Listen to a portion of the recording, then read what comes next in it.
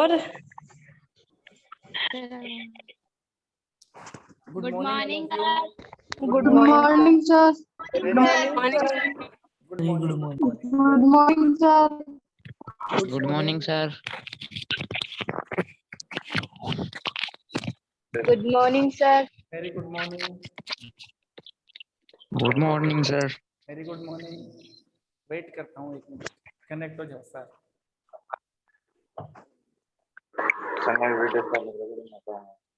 आवाज बंद कर लो अपनी सब।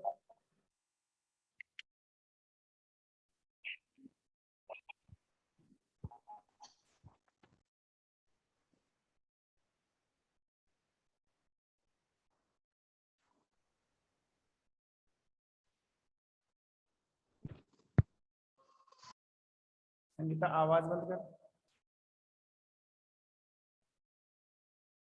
चलो टॉपिक चालू करते हैं। देखो एक बार मेरे को बता दो, कंफर्म करवा दो कि आवाज सही आ रही है, दिख सही रहा आपको? दोनों सही है ना? तो आगे बढ़ूं? Yes sir. Yes sir. ठीक है।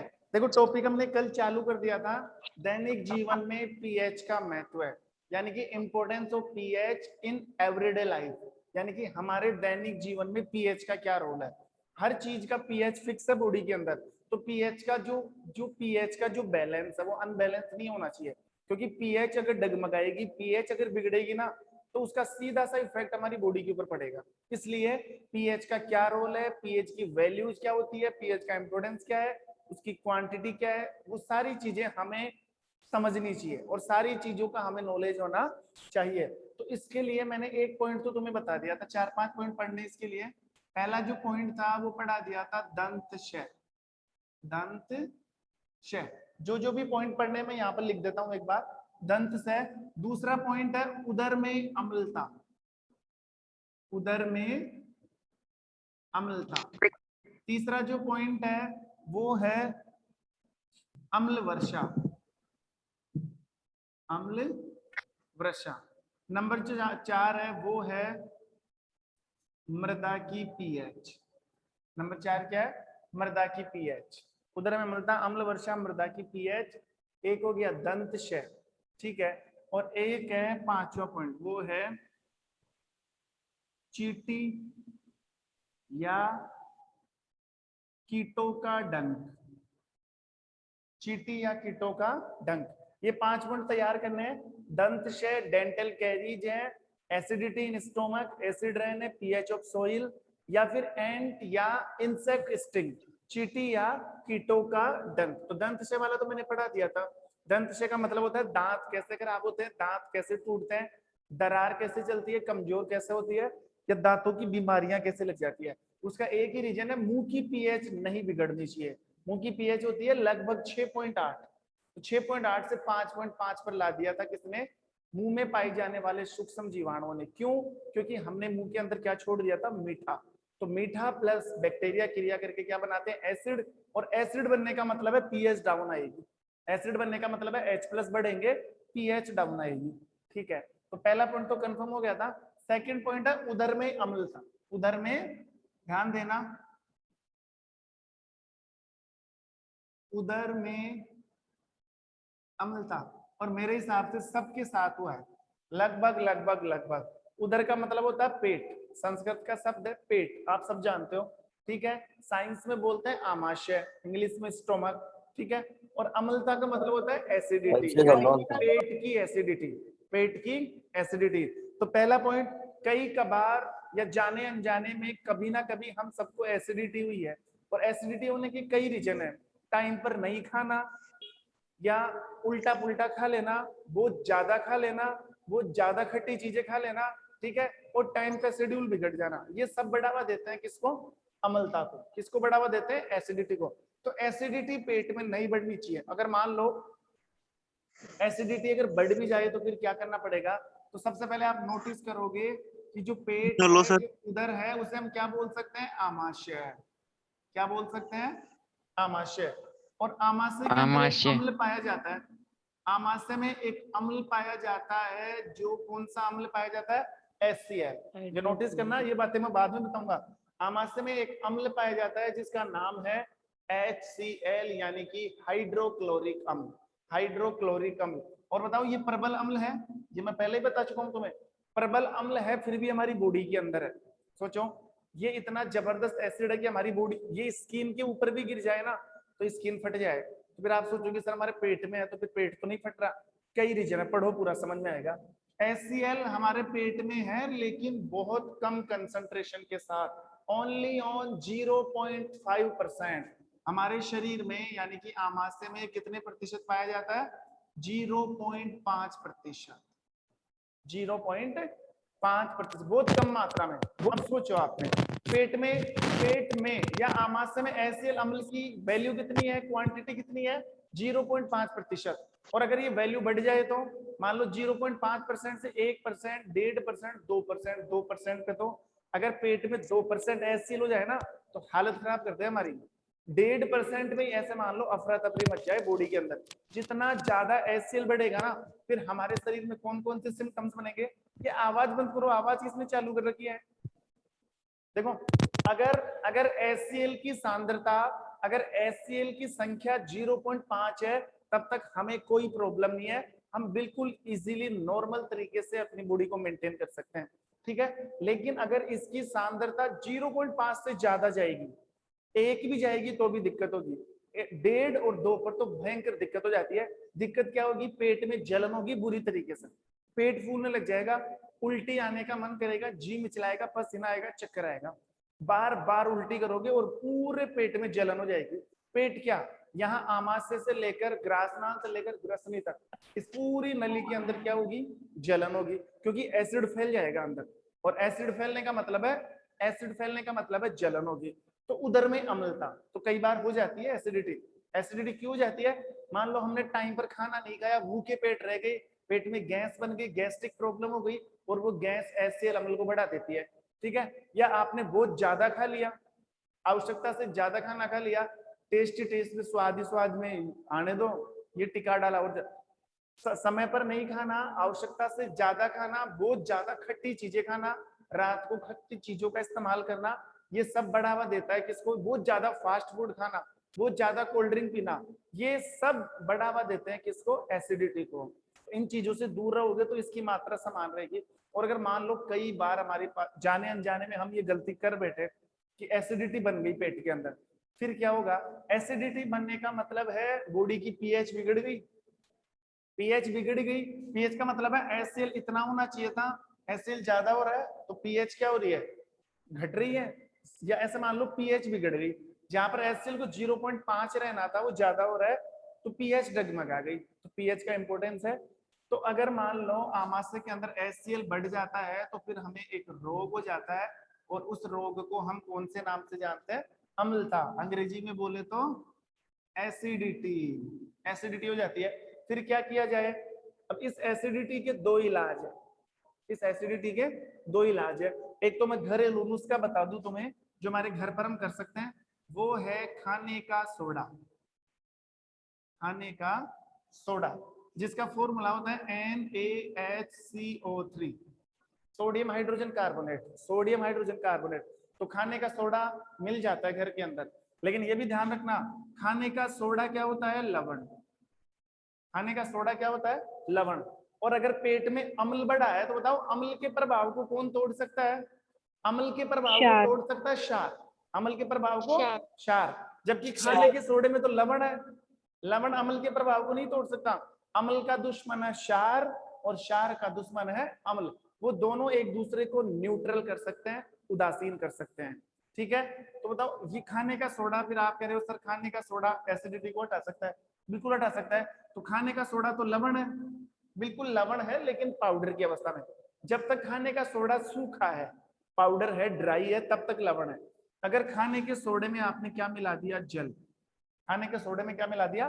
पानी मिला दिया ना, तो पानी मिलाते ही खाने का सोडा बन जाता है क्षार। पानी मिलाते ही खाने का सोडा क्या बन गया? क्षार। तो जो खाने का सोडा है उसमें थोड़ा सा पानी, इतना भी नहीं मिलाना, खाने का सोडा है उसमें थोड़ा सा पानी मिलाकर या ग्लास में उसको घोल कर पी लो आप, क्योंकि खाने का सोडा पानी के साथ किसका काम करता है? क्षार। और ये क्षार जैसे ही आमाशय में जाएगा एसिडिटी को क्या करेगा? खत्म करेगा और HCl की सांद्रता या कंसंट्रेशन को लेवल पर लेकर आएगा। जो भी 1, 1.5, 2 बढ़ चुकी है वो 0.5 पर आ जाएगी। तो वो हम जो बॉडी के अंदर जितने भी सिम्टम्स बन रहे थे ना सब नॉर्मल हो जाएंगे। एक तो ये इलाज है। इस उदर में बढ़ी हुई अम्लता को या स्टोमक में बढ़ी हुई एसिडिटी को हम रिलीज कर सकते हैं, रिलीफ दिला सकते हैं किसके थ्रू? NaSCO3 या खाने के सोडे के द्वारा। इसका एक और इलाज है और वो है, आप सब जानते हो, इनो। सुना है ना नाम? काम करे Yes, सिर्फ sir. 6 सेकंड में, ये भी सुना होगा साथ के साथ। ठीक है, Yes, इनो। sir. लेकिन ये इनो तो एक नाम है। इस इनो का कंसंट्रेशन देखना, इसका जो कॉम्पोजिशन आता है ना, इनो का जो पाउच आता है, जो बोतल आती है, उसके पीछे देखना आपको ये लिखा हुआ मिलेगा MgOH का होल ट्वाइस। MgOH का होल ट्वाइस। क्या नाम है? Magnesium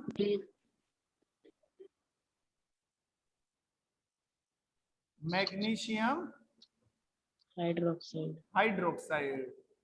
magnesium hydroxide. Hydroxide. ये मैग्नीशियम हाइड्रोक्साइड क्या है? क्षार है। मैग्नीशियम हाइड्रोक्साइड क्या है? क्षार। ठीक है। और मैग्नीशियम हाइड्रोक्साइड किस में पाया जाता है? Milk of magnesia. ये मैंने लिखवाया था जब टेबल बनवाई थी ना, क्षारों के जब स्रोत लिखवाए थे तुम्हें, तब लिखवाया था मिल्क ऑफ मैग्नीशिया। अब मिल्क ऑफ मैग्नीशिया क्या होता है? ये मिल्क का मतलब होता है दूध, ऑफ मैग्नीशिया इसमें मैग्नीशियम होता है। मतलब आप इसको जैसे ही पानी में घोलोगे ये दूध की तरह झाग देगा, तो इसका नाम निकाल दिया मिल्क ऑफ मैग्नीशिया। बाकी आप ध्यान रखना, इनो में ये क्षार पाया जाता है। जब ये क्षार पेट के अंदर जाएगा तो ये इस HCl के प्रभाव को क्या करेगा? डाउन करेगा। ऐसा नहीं HCl को पूरा ही खत्म कर देगा। अगर HCl पेट में थोड़ा 0.5 में नहीं बनेगा तो दिक्कत हो जाएगी। बहुत ज्यादा विषैले बैक्टीरिया पैदा हो जाएंगे पेट के अंदर।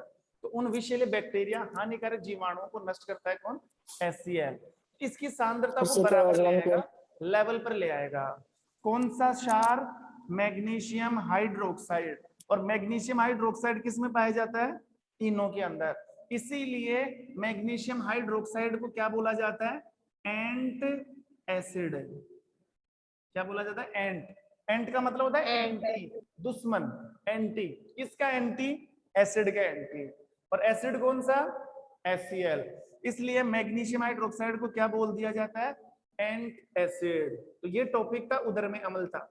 अगर उदर में पाया जाने वाला अम्ल HCl किसी कारणवश एसिडिटी के कारण बढ़ जाता है तो हम उसको वापस बैलेंस कर सकते हैं, पीएच को वापस निर्धारित कर सकते हैं दो तरीके से, या तो खाने का सोडा, या फिर इसमें ज्यादा कारगर, ज्यादा जो परफेक्ट इलाज करता है ना, वो मैग्नीशियम हाइड्रोक्साइड है। इससे इतना रिलीफ नहीं मिलता, थोड़ा बहुत रिलीफ मिलता है खाने के सोडे से, क्योंकि लवण रह गया ना, कंप्लीटली क्षार नहीं है। ये बिल्कुल परफेक्ट क्षार है, ये जाकर इस अम्ल को क्या कर सकता है? नष्ट कर सकता है। ठीक है, तो पहला पॉइंट कंप्लीट था, दूसरा पॉइंट भी क्या करवा दिया? कंप्लीट। अब यहां से ले लो कौन सा पॉइंट? अम्ल वर्षा, क्योंकि ये दोनों पॉइंट एक साथ चलेंगे, अम्ल वर्षा और मृदा की पीएच, ये दोनों में एक साथ करवाता हूं। देखो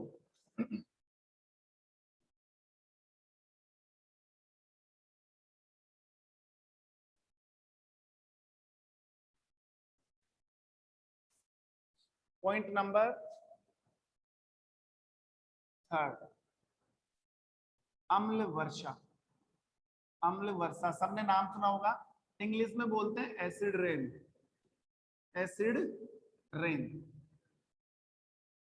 देखो सबसे पहले तो मैं जानकारी तुम्हें दे दूं, ये अम्ल वर्षा कैसे बनती है ये तो मैं बाद में बताऊंगा। पहले बता दूं अम्ल वर्षा कहां पर होती है ज्यादा। अम्ल वर्षा का मतलब है पानी के रूप में अम्ल का बरसना। अगर मैं हमारी बात करूं, हमारे आसपास के क्षेत्रों की, तो कहीं कहीं या कुछ कुछ स्थानों पर अम्ल वर्षा होती है। और अम्ल वर्षा उन्हीं जगहों पर होती है जहां पर औद्योगिक निर्माण बहुत ज्यादा है, जहां पर फैक्ट्री एरिया है, इंडस्ट्रियल एरिया ना, जहां पर बहुत ज्यादा फैक्ट्रियां हैं, तो उनकी धुआं के साथ वो नमी मिलकर क्या पैदा करती है? एसिड। और वहां पर पानी नहीं बरसता, वहां पर अम्ल बरसता है। तो पानी की जगह, बारिश की जगह अगर अम्ल बरसे, उसे बोला जाता है अम्ल वर्षा। और अम्ल वर्षा वहां पर ही ज्यादा होती है जहां पर बहुत ज्यादा इंडस्ट्री, बहुत ज्यादा फैक्ट्रीज है। ठीक है, तो अम्ल वर्षा कैसे होती है ये नोटिस करना सबसे पहले। देखो अम्ल वर्षा के लिए हमें एक छोटा सा टॉपिक तैयार करना पड़ेगा 6th क्लास का। आप सबने पढ़ा है जलीय चक्र, पढ़ा था ना जलीय चक्र। बादल बनते हैं, ऊपर जाते हैं, बारिश होती है, बस वो वाला छोटा मोटा, ज्यादा नहीं लेके जाऊंगा, ठीक है। मान लो ये समुद्र, ये क्या है, समुद्र, ठीक है। नोटिस करना, ये समुद्र और ये वायुमंडल,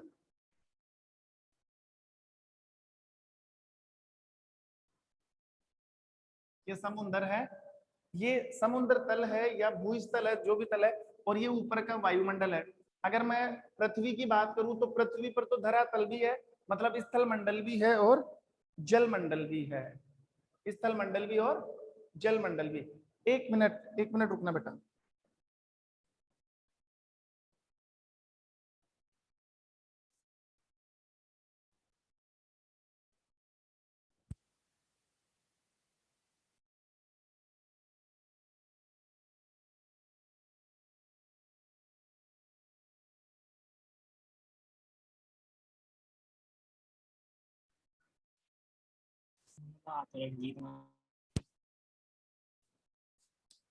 ओके, आवाज आ रही ना, आवाज?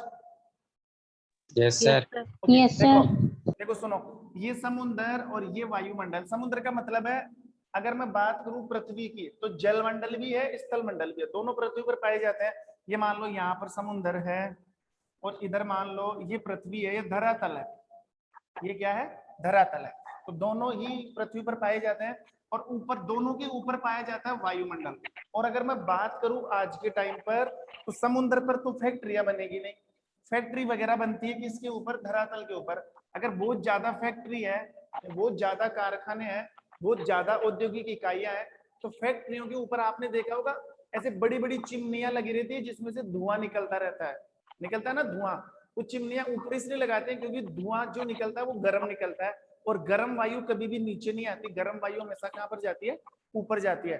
तो मान लो इस धरातल पर बहुत सारी फैक्ट्रियां वगैरह बनी है ऐसे, ठीक है, और यहाँ से लगी हुई ये चिमनियां, इनमें से निकलेगा धुआं। अब इन फैक्ट्रियों में से, इनकी चिमनियों से जो धुआं निकलता है, और दूसरी बात करूं मैं गाड़ी के अंदर जो साइलेंसर लगे होते हैं, चाहे मैं 4 व्हीलर की बात करूं, 2 व्हीलर की बात करूं, सब में साइलेंसर होते हैं और सब में से धुआं निकलता है। ये जो धुआं निकलता है ना, ये सब ऑक्सीजन के ऑक्साइड होते हैं, इनमें ऑक्सीजन मिक्स होती है और ऑक्सीजन के साथ साथ दूसरे धातु भी मिक्स होती है। जैसे इन कारखानों की चिमनियों से या फिर गाड़ियों के साइलेंसर से क्या कौन कौन सी गैसें निकलती है, एक गैस तो निकलती है SO2, एक गैस निकलती है NO2 और एक गैस निकलती है CO2।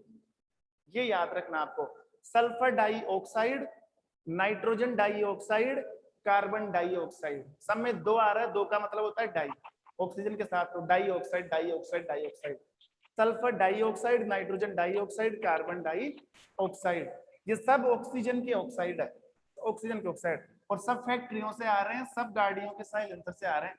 तो सोचो ये SO2, ये NO2, ये CO2, ये सब वायुमंडल में चली जाती है, सारी गैसें ऊपर जा रही है ना, तो ऊपर की ऊपर वायुमंडल में चली गई और इन्होंने जाकर एक मोटी परत का निर्माण कर लिया। इन सब गैसों ने एक मोटी, ये जो मैंने परत बनाई है ना ये वाली, वो इन गैसों से बनी हुई परत है, इन तीनों गैसों से बनी हुई परत है, ठीक है।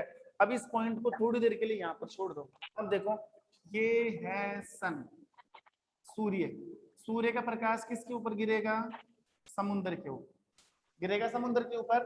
समुद्र का पानी जलवाष्प बनकर ऊपर उठेगा कि नहीं उठेगा, उठेगा ना। ये है गर्म जलवाष्प, पूरा बायोडाटा बता रहा हूं अम्ल वर्षा का, कैसे अम्ल वर्षा बनती है, क्या नुकसान करेगी। मैं डायरेक्ट भी बता सकता था कि ये अम्ल वर्षा होती है, लेकिन अभी आपको समझ में आ जाएगा कि अम्ल वर्षा का निर्माण कैसे होता है। तो गर्म जलवाष्प ऊपर जाएगी। अब एक क्वेश्चन का जवाब दे देना मुझे, ये देखो धरातल, अगर हम धरातल से ऊपर जाते हैं, जैसे जैसे हम धरातल से ऊपर उठेंगे, इस समय मैं इस फर्श के ऊपर मौजूद हूं, अगर मैं ऊपर हवा में जाता जाऊंगा ऊपर, तो बताओ तापमान और वायु दाब पर क्या प्रभाव पड़ेगा। एक तो कम हो जाएंगे, कम हो जाएंगे, और एक है तापमान वायु कम हो जाएंगे, तापमान घटेगा कि बढ़ेगा, घटेगा घटेगा, और वायु दाब घटेगा सर घटेगा। वायु भी घटेगा। दोनों घटते हैं, तापमान भी घटता है और वायु दाब भी घटता है। अब क्यों घटता है वो भी मैं थोड़ा सा शॉर्ट में बता सकता हूँ तुम्हें।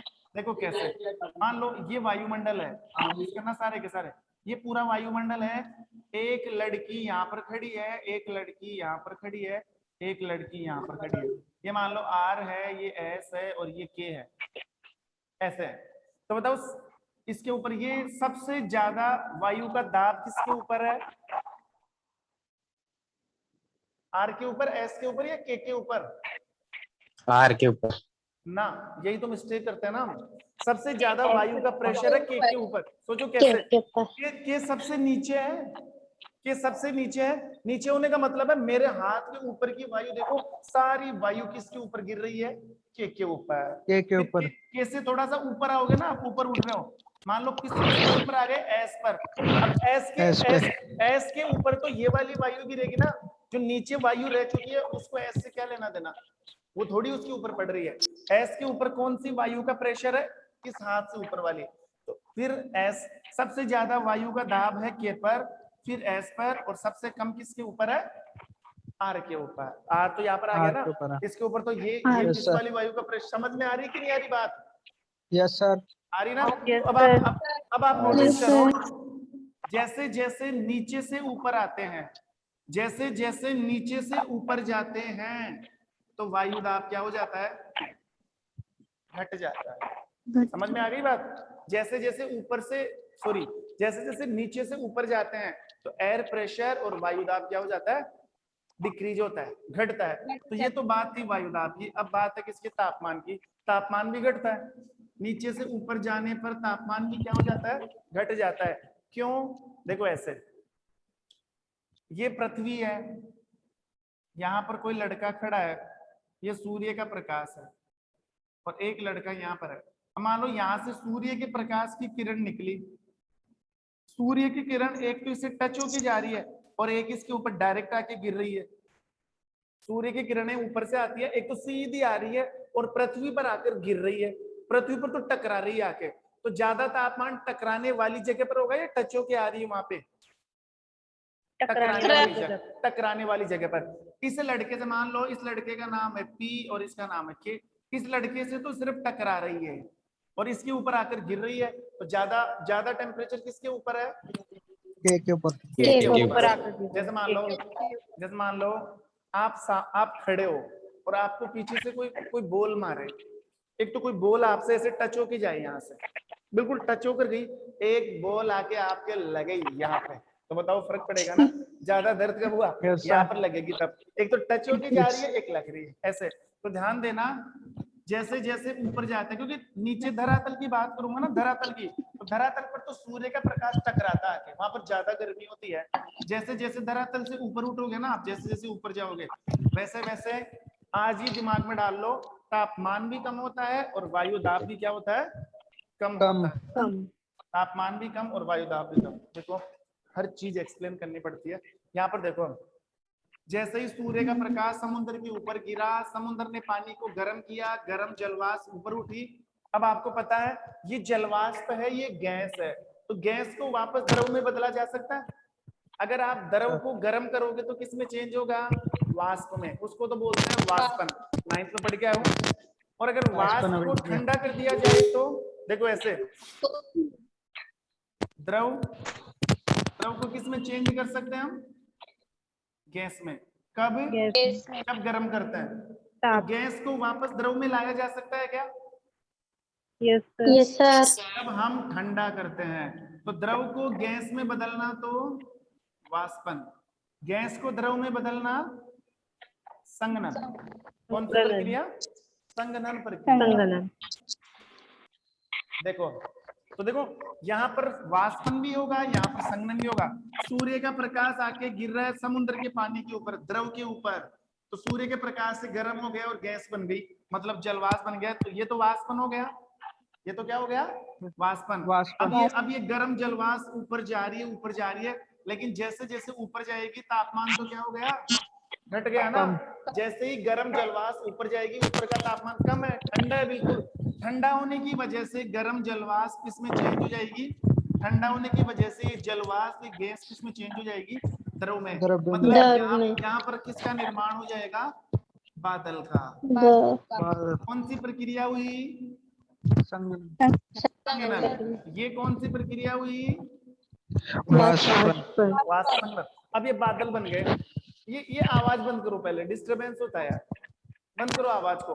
ठीक है, यहाँ पर बादल बन गए। अब सोचो बादल बनते जा रहे हैं, बनते जा रहे हैं, बनते जा रहे हैं, बहुत भारी बादल हो गया, अब बहुत ज्यादा वेट हो गया, बहुत ज्यादा पानी आ गया, तो नीचे से लगेगा गुरुत्वाकर्षण बल, तो ग्रेविटी लगेगी, गुरुत्वाकर्षण बल लगेगा और वो बादल नीचे आएगा। आप यकीन नहीं करोगे, बहुत बड़ी बड़ी पानी की बूंदे नीचे आती है, बहुत बड़ी बड़ी।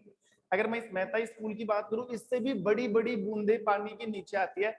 वो तो क्या है, पानी की बूंदे जब नीचे आती है ना, तो नीचे से हवा, ऊपर से बूंद, तो वो हवा उस बूंद को चीर देती है, फिर पानी की बूंद आएगी, फिर हवा उसको चीर देगी, हम तक पहुंचते पहुंचते बारिश की बूंद छोटी सी बन जाती है। अगर सोचो हवा उसको नहीं चीरे, तो ऐसे कैसे पानी गिरे ऊपर आके, क्या हो गया हमारे साथ ऐसे कैसे? तो सोचो, अब ये बादल बन गया, अब ये बादल नीचे आएगा, किस रूप में आएगा? बारिश के रूप में। किस रूप में आएगा? वर्षा के रूप में। अब हमारा मेन पॉइंट चालू हो गया। इतनी देर में समझा रहा था ना, छठी क्लास का मैटर बता रहा था, जरूरी था बताना, फिर भी बहुत सारी चीजें सीखने को मिलती है हर पॉइंट के अंदर। अब यहाँ से क्या हो रही है? बारिश हो रही है, बारिश नीचे आएगी कि नहीं? टिंग टिंग टिंग ऐसे नीचे आ रही है ना बारिश, तो बारिश जैसे ही नीचे आएगी, इस बारिश की मुलाकात होगी इन तीन गैसों से, क्योंकि वायुमंडल में इन गैसों का क्या बना हुआ है? एक बहुत मोटी परत बनी हुई है, तो परत नीचे है ना, ऊपर से क्या आ रही है? बारिश। तो ये बारिश का पानी इनसे मिक्स नहीं होगा? होगा कि नहीं होगा? होगा सर। होगा। तो बारिश का पानी इन गैसों से मिक्स होगा और देखो क्या क्या बनाएगा, सुनना ध्यान से। सबसे पहले बारिश का पानी, पानी का फॉर्मूला क्या होता है? H2O। H2O सबसे पहले किससे मिलेगा? SO2 से। ऐसे H2O प्लस SO2 क्या बन गया? H2SO4। और H2SO4 क्या होता है? सल्फ्यूरिक अम्ल। कौन सा अम्ल होता है? सल्फ्यूरिक अम्ल। अम्ल बन गया ना, पानी किस में चेंज हो चुका है? अम्ल में। पानी किस में बदल चुका है? अम्ल में। और सुनो, एक ही अम्ल नहीं बन रहा, बहुत सारे बने। अब ये जो H2 है ना, वो किससे मिलेगा? NO2 से। H2O प्लस NO2 कौन क्या बना? HNO3। क्या बन गया?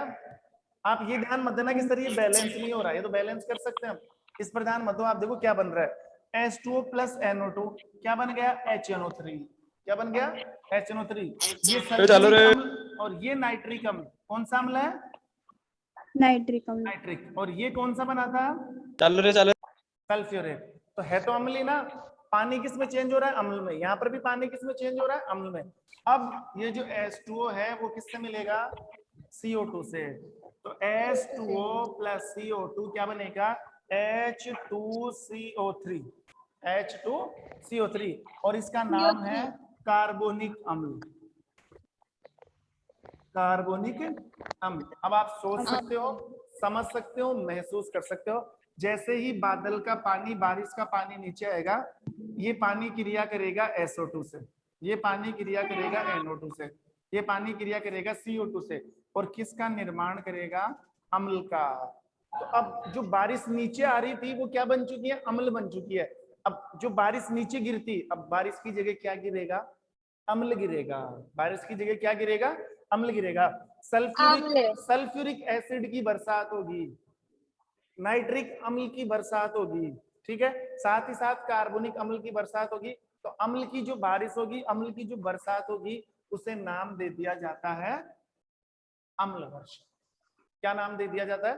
अम्ल वर्षा। आज की डेट की अगर मैं बात करूं, तो ताजमहल किसकी वजह से खराब हुआ है? ताजमहल खराब हुआ है अम्ल वर्षा की वजह से। क्यों? उसका रीजन ये है कि ताजमहल के आसपास आज भी 4000 प्रकार की फैक्ट्रियां हैं। ताजमहल के आसपास 4000 फैक्ट्रियां। तो सोचो इतनी फैक्ट्रियों से कितना धुआं निकलता होगा, और कितना धुआं निकलता होगा तो उनमें कितना SO2 होगा, NO2 होगा, CO2 होगा। तो ये मिक्स होके ताज के ऊपर जो बरसेगा ना, ताजमहल के ऊपर, वो पानी नहीं बरसेगा, वो क्या बरसेगी? अम्ल बरसेगा।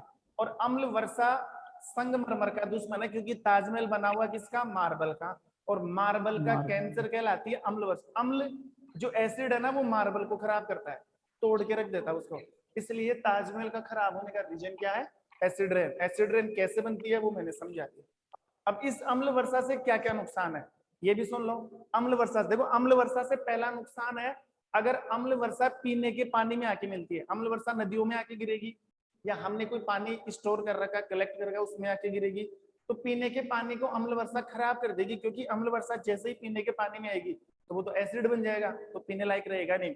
दूसरा पॉइंट, अम्ल वर्षा अगर ऐतिहासिक इमारतों पर गिरती है, ऐतिहासिक इमारतें मतलब जैसे ताजमहल है और कुछ है जो मार्बल से बने हुए हैं, या हमारे घर जो मार्बल से बने हुए हैं, संगमरमर से बने हुए हैं, वो भी खराब हो सकते हैं किसकी बदौलत? अम्ल वर्षा की बदौलत। और ये पॉइंट याद कर लेना, संगमरमर का कैंसर कौन कहलाता है? मार्बल का कैंसर अम्ल वर्षा। अम्ल वर्षा। वर्षा। तीसरा पॉइंट, अगर एसिड रेन अम्ल वर्षा हमारी बॉडी के ऊपर गिरती है तो हमें भी त्वचा संबंधी कई प्रकार के रोग हो सकते हैं। जैसे हमारी बॉडी के ऊपर एसिड रेन गिरती है, खुजली हो सकती है, और यहाँ तक कि बहुत ज्यादा अगर उसमें अम्ल है तो हमें स्किन का कैंसर भी हो सकता है। और चौथा जो पॉइंट है, देखो पहले अम्ल वर्षा किसमें गिरी? पीने के पानी में। दूसरा ऐतिहासिक इमारतों पर। तीसरा जानवरों पर, प्राणियों पर या मानव के शरीर पर। चौथा अगर अम्ल वर्षा मिट्टी पर आकर गिरती है, नोटिस करना, अम्ल वर्षा खेतों में गिरती है, मिट्टी में आकर गिरती है, तो बताओ मिट्टी की पीएच घटेगी कि बढ़ेगी? मिट्टी की पीएच घटेगी कि बढ़ेगी? घटेगी, क्योंकि उसमें अम्ल मिल गया ना। अम्ल मिलने का मतलब है पीएच घटेगी। नजर आ रहा हूं मैं? सर नहीं सर। नहीं हटाओ सर। अब तो दिख रही नहीं। अब दिख रहा हूँ? अब दिख रहे यस हो। सर। पढ़ने दो। अब नहीं दिख रहे। हाँ, ये बात संजय ये सर दिख- परेशान कर रहे बीच में। बाइक चल रही नहीं साढ़े दिख- के साथ। कुछ कहना चाहते हो बात संजय को? नहीं हेलो सर। हाँ सर, बच्चों हेलो से सर। चलो। यस सर बोलना चाहते हैं। सर को गुड मॉर्निंग बोलना चाहते।